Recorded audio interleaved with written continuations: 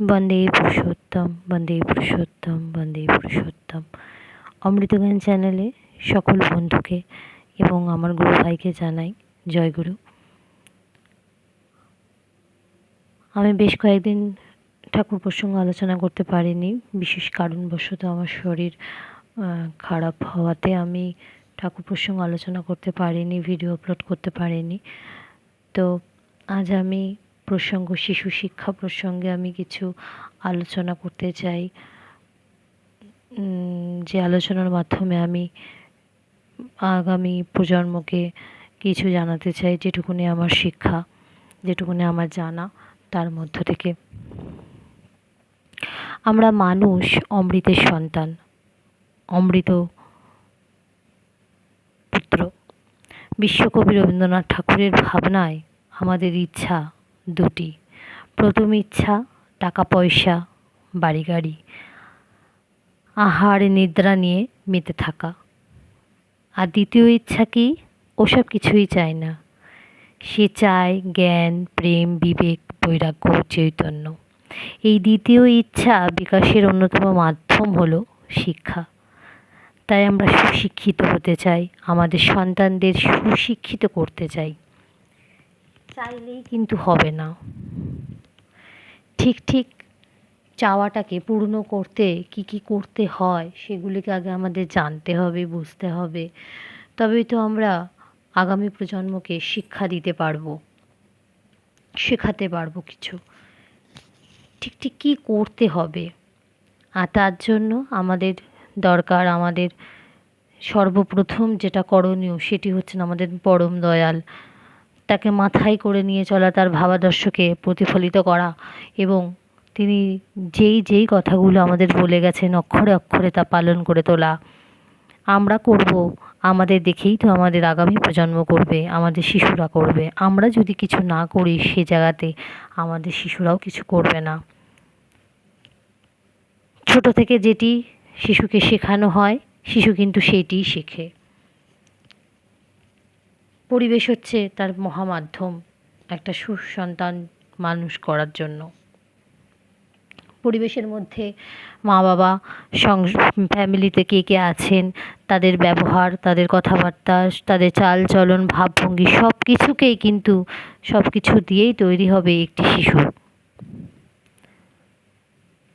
বর্তমান সময়ের প্রেক্ষিতে সেই সঠিক পথটি হলো আমাদের দেখিয়ে দেবেন যিনি, দেখিয়ে দিচ্ছেন যিনি, পরম প্রেমময় ঠাকুর অনুকূলচন্দ্র। পরম প্রেমময় ঠাকুরের অনুকূলচন্দ্রের প্রদর্শিত শিক্ষানীতি আমাদেরকে কিন্তু দিক দেখাবে।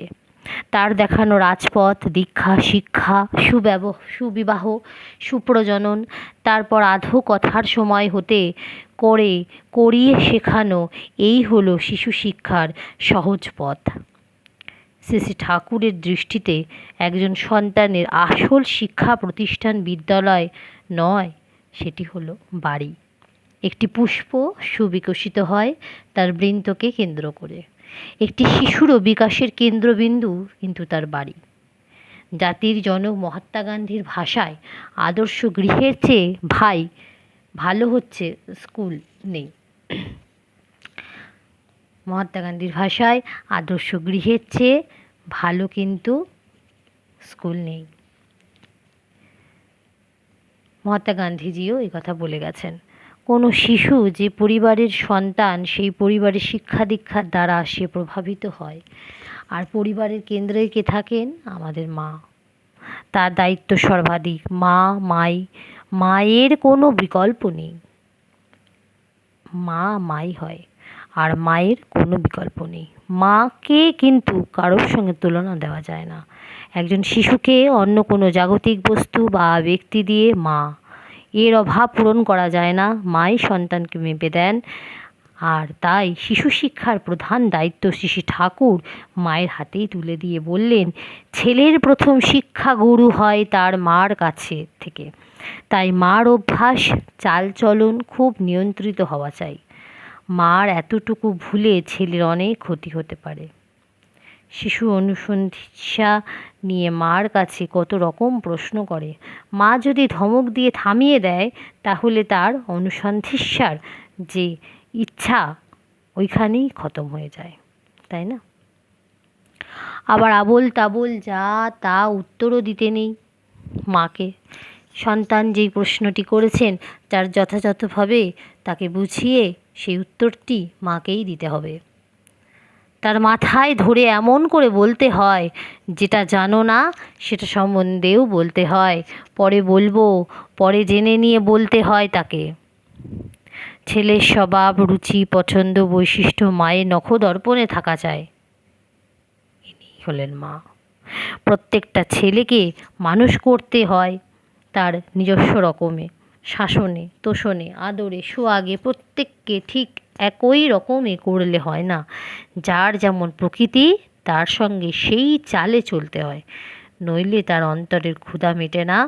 মা হয়তো ছেলেকে পড়াতে গেছে, ছেলে পড়লো না, অমনি বলে বসলো লেখাপড়া তোকে দিয়ে হবে না, এই কথাটি যদি মা বলে বসেন তখন আরও মা যদি বলেন যে তোর তো লেখাপড়া হবে না, তোর মাথায় গোবর পোড়া, মায়ের মুখ থেকে এমনতর কথা যদি ছেলের জীবনকে সাবার করে দিতে পারে তাহলে ওখানেই শিক্ষার অবনতি।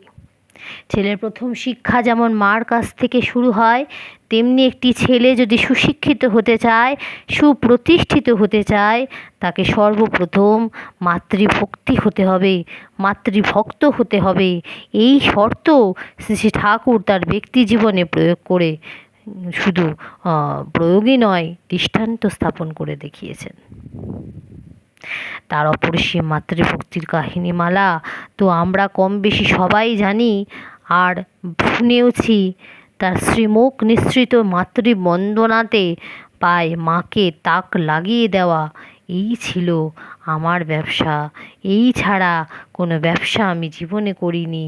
সারা দুনিয়া আমার প্রশংসা করুক, তাতে আমার কিচ্ছুটি যায় আসে না, আমি কেয়ারও করি না। মার খুশি ছাড়া কিছুতেই যেন খুশি বোধ করতে পারতাম না। মার কাছ থেকে কিছু না পেলে মন সাড়া দিত না। শ্রী শ্রী ঠাকুর সময় পেলেই ভক্তদের কাছে পুরাণ বা ইতিহাস খ্যাত বিভিন্ন মাতৃভক্ত সন্তানের দৃষ্টান্ত তুলে ধরতেন। একদিনের ঘটনা বলি। সেদিন ছিল বৃহস্পতিবার। শ্রী ঠাকুর প্রাতে আমতলায় এসে বসেছেন। ভক্তদের শোনালেন মাতৃভক্তিই হচ্ছে মহত্ব আদিম আসন। চাণক্যের সামনে দাঁত দুটো উঁচু ছিল, চাণক্যের সামনের দাঁত দুটো উঁচু ছিল। জ্যোতিষী তার মাকে বলেছিল ওইটা নাকি রাজলক্ষণ। মা তাকে ঠাট্টা করে বলেছিলেন, তুমি তো একদিন আমাকে ভুলে যাবে। চাণক্য বললেন, কেন? মা বললেন, তোমার সামনের দাঁত দুটো নাকি রাজলক্ষণ সূচিত করে। তাহলে রাজা হলে তোমার কি এই গরিব মায়ের কথা আর মনে থাকবে? মা যখন বলছেন এই কথাগুলি, এই কথা শোনা মাত্র কী করলো চাণক্য? কোনো কথা না বলে নোড়া দিয়ে দাঁত দুটো ভেঙে ফেললেন। দেখুন চিন্তা করে মাকে কতটা ভালোবাসে। দর দর করে রক্ত পড়তে লাগলো। মা তো বেকুব, এ কি পাগল ছেলে, ছেলে বলে দাঁত থাকলে যদি রাজা হতে হয়, আর এই রাজা হলে যদি আমার মাকে ভুলতে হয়, তার মূল আমি মেরে দিলাম। তার মূল এই দাঁত দুটো, তো এই দাঁত দুটোই আমি শেষ করে দিলাম, ভেঙে দিলাম। কোনো ছেলে শৈশব অবস্থা থেকেই যদি প্রবল মাতৃভক্ত হয়, সে পড়াশোনাতেই যেমনই হোক না কেন সমাজের বুকে সুপ্রতিষ্ঠিত সে হবেই হবে। জীবন পথের কোনো বাধাই তাকে ভয় দেখাতে পারবে না। শ্রী শ্রী ঠাকুরের বাণী, মাতৃভক্তি অটুট যত, সেই ছেলেই হয় কৃতি তত। এই যে কথাটি, মাতৃভক্তি অটুট যত, সেই ছেলেই হয় কৃতি তত, এই কথাটার মধ্যে মহান কথা লুকিয়ে আছে, মহান তার অর্থ লুকিয়ে আছে। মেদিনীপুরের এক সন্তানের এক মাতৃভক্তির কাহিনী ছোট করে আমি একটু বলছি। ছোটোবেলা থেকেই ভীষণ মাতৃভক্ত ছিল সেই ছোট শিশুটি। মা বলতেই বাচ্চাটি অজ্ঞান। বাড়িতে যতক্ষণ থাকে উঠতে বসতে মা মা মা মা করেন।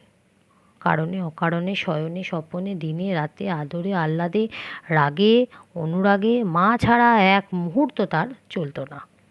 তার সমস্ত কর্ম ও চিন্তার প্রেরণাস্থল হলেন কি ওই এক মা। এই মাতৃভক্ত ছেলেটি তখন কলেজের ছাত্র। ভর্তি হয়েছে কলকাতার রিপন কলেজে, বর্তমান সুরেন্দ্রনাথ কলেজ এটি। ছুটিতে গ্রামের বাড়িতে এসেছে। রাত জেগে পড়াশোনা পড়তে পড়তে মায়ের বিছানাতেই একদিন ঘুমিয়ে পড়ল। হঠাৎ মাঝরাতে মা মা শব্দে চিৎকার করে উঠল সে। চিৎকার তো মায়ের ঘুম ভেঙে গেল। মা বলতে লাগলেন, খোকা এই তো আমি। মা বলছেন, খোকা এই তো আমি। কিন্তু চিৎকার আর বন্ধ হয় না। মা উঠে ছেলেকে বুকে জড়িয়ে ধরলেন। ছেলের মাথায় হাত বুলাতে বুলাতে বলতে লাগলেন, মায়ের কোলে শুয়ে মা মা বলে অমন চেঁচাচ্ছিস কেন বাবা? ছেলে তখন কিছুটা প্রশমিত হয়েছে এবং মাকে সে উত্তর দিচ্ছে, আমি অন্য মাকে ডাকছি, তোমাকে নয়। মা জিজ্ঞাসা করলেন, তোর অন্য মাটি আবার কে? ছেলে উত্তর দিয়ে বলল, আমার বন্দিনী দেশমা। এবার ছেলে মাকে জড়িয়ে ধরে জিজ্ঞাসা করলো, মা আমি যদি আমার এই বন্দিনী দেশ মাকে মুক্ত করার ব্রত নিই, তাহলে তুমি আমায় বাধা দেবে না তো? মাকে ছোট্ট বালকটি জিজ্ঞাসা করছেন। মায়ের চোখে তখন আনন্দাশ্রু গড়িয়ে পড়ছে। আনন্দে মায়ের দুই চোখ দিয়ে তখন অশ্রু গড়িয়ে পড়ছে। মা উত্তর দিলেন, দেশ মা আমারও মা, তোরও মা, আমাদের সকলের মা। তুই দেশ মাকে মুক্ত করার ব্রত নিবি, এর থেকে আনন্দ আর কী বা আছে বাবা? তার গর্ভধারিণীর সেই কথাটি বললেন। ছেলে মাকে অধীর আবেগে প্রণাম করল। মা প্রাণ ভরে আশীর্বাদ করলেন ছেলেটিকে।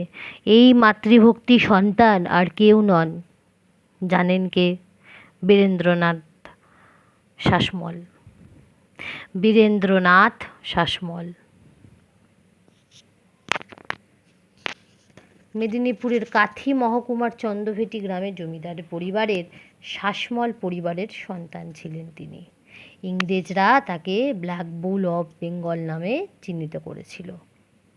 আমরা তাকে চিনি দেশপ্রাণ শাসমল নামে। প্রথম জীবনের মাতৃভক্তির পথ বেয়ে তিনি হয়ে উঠেছিলেন স্বদেশ প্রেমিক। ভারত মাতার একনিষ্ঠ সন্তান দেশপ্রাণ শাসমল। শিশু শিক্ষার সর্বাপেক্ষা গুরুত্বপূর্ণ উপাদান হল মাতৃস্নেহ। সাগরের তল আছে, পার আছে, তার অতল অপার মাতৃস্নেহ পারাবার। মাতৃস্নেহবিহীন একটি শিশুর পরিণতি কেমন হতে পারে তার একটি বাস্তব দৃষ্টান্ত। দ্বিতীয় শ্রেণীর একটি ছাত্র মাকে হারিয়েছে বছরখানেক আগে। এই মর্মান্তিক খবরটি তাকে জানানো হয়নি। এখন মাকে খোঁজ করলেই বলা হয় বাইরে গিয়েছে, পরে আসবে মা। এই কথাটি সেই বালকটিকে বলা হচ্ছে। তাকে জানানো হয়নি যে তার মা এই পৃথিবীতে মায়া ত্যাগ করে চলে গেছে। যত দিন যায় সে খিটখিটে বদমেজাজি হতে থাকে। শুধু মানসিক নয়, শারীরিকভাবেও তাকে অপুষ্টি গ্রাস করে। স্কুলে তার কাছে পয়সা চাইতো, কখনো ভদ্রভাবে কখনো ভয় দেখিয়ে। সে প্রতিশ্রুতি দিত, মা বাড়ি ফিরে এলেই তোমাদের পয়সা শোধ করে দেব। দিনের পর দিন অভিযোগের পাহাড় জমতে থাকা আর তার বিরুদ্ধে প্রধান শিক্ষিকার কাছে মিশনারি স্কুল সম্পাদক মহারাজকে বিষয়টি যখন সবিস্তারে জানানো হলো, তিনি কোনো রূঢ় কথা না বলে ছেলেটির সাথে আলাপ করলেন। ছেলেটি দুর্বিনীত ও ভঙ্গিমায় উত্তর দিল, কি করব, সকালবেলা বাড়িতে আমি যথেষ্ট খেতে পাই না, তাই টিফিন কিনতে আমি বন্ধুদের কাছে পয়সা চাই। ছেলেটির বাবা চাকরি সূত্রে বাইরে থাকেন। যৌথ পরিবারের যারা বাকি অভিভাবক তারা তাকে বিদ্যালয় থেকে বিনামূল্যে দেওয়া টিফিন খেতেও নিষেধ করতেন। সব সময় ছেলেটি ভাবত তার মা কবে আসবেন এবং তাকে এই স্নেহ মমতাহীন অভিভাবকদের হাত থেকে মুক্ত করবেন। মহারাজ জানালেন, তুমি কারুর কাছে পয়সা চাইবে না, আজ থেকে তোমার সব খরচ আমরা বহন করব। চিন্তা করো না। তোমার আর কি কি কি চাই বলো। সেই উদ্ধত একগুঁয়ে ছেলেটি এই অকৃত্রিম স্নেহের পরশ পেয়ে গলতে শুরু করলো। ফুপিয়ে ফুপিয়ে কান্না শুরু হলো। মহারাজ তাকে বুকে জড়িয়ে নিলেন। ত্যাগের প্রতীক ওই গৈরিক বস্ত্র দিয়ে ছেলেটি চোখের জল মুছিয়ে দিল। মহারাজের নিজেরও চোখের পাতা তখন ভিজে গেল। বাঁধভাঙা কান্নায় সম্পাদকের অফিসটা কানায় কানায় ভরে উঠল। কিছুক্ষণ পরে ছেলেটি জানালো, আমি খাতা বই টিফিন কিছুই চাই না, শুধু আমার মাকেই চাই। হাত দুটো ধরে বারে বারে মহারাজকে এই কথাটি বলতে লাগলো। চলুন না, আপনি আমাকে মায়ের কাছে নিয়ে চলুন না। কতদিন মাকে দেখিনি, কতজনকে বললাম, কেউ শুনল না। মা না খাইয়ে দিলে যে আমার পেটই ভরে না। কতদিন পেট ভরে খাইনি। মহারাজ কোনো উপায় না পেয়ে মা সারদার বাঁধানো ছবি দিয়ে বললেন, একে তোমার মা বলে জানবে এবং এই মায়ের কাছে সব প্রার্থনা জানাবে। ক্ষণিকের জন্য ছেলেটি শান্ত হলো, কিন্তু পরের দিন থেকে স্কুলে এলো না আর। তার অভিভাবকরা সব ঘটনা জানতে পেরে ট্রান্সফার সার্টিফিকেট নিয়ে তাকে যখন স্কুল থেকে নিয়ে গেলেন, ছেলেটা নিঃস্বার্থ ভালোবাসা তো পেলই না, সাধারণ ভালোবাসাটুকুও সে হারালো।